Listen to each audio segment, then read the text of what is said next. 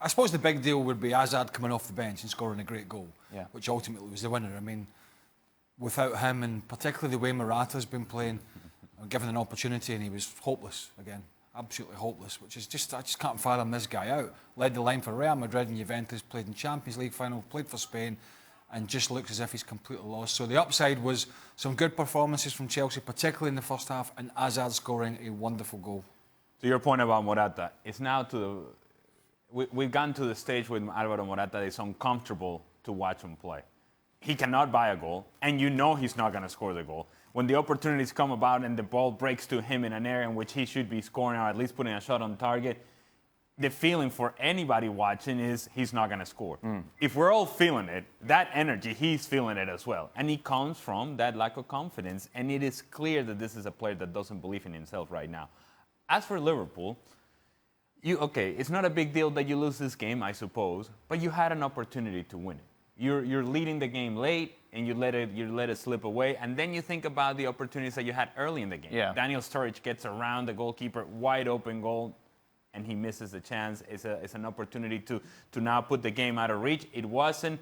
He scores a goal, and then you think, well, that makes up for it. But I just don't think that that's the way they should approach it. If you're Daniel Sturridge, you get an opportunity to play, you get a clear chance to score, you should be scoring those opportunities. You don't.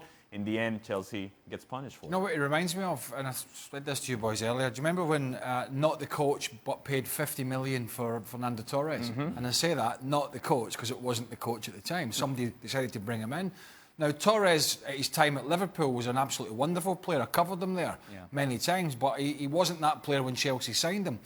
And every time he played, I was at Chelsea a few times during Torres' period, and the fans were almost kind of laughing at him falling over. He was taking the ball for a run, he'd be tripping over and losing his balance. He just looked out of sorts. That's how Morata looks to me now.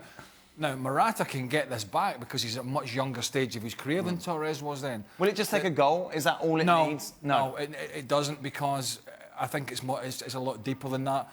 And it is a big problem for Chelsea, because you can't just keep saying to Eden Hazard and one or two others, these guys, carry the team. You can't go through a full domestic and European season as they are with a striker who's struggling, and if Olivier Giroud doesn't come in and fill that gap, then it's going to be a huge problem.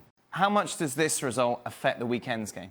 Does it play into Chelsea's hands at all? A little bit of momentum for them to make a difference? No, I don't think so. And they made a few mistakes at the back again, which is, there'll be different personnel, but they made some mistakes again. Ali touched on it, the one mistake that Sturridge almost scored.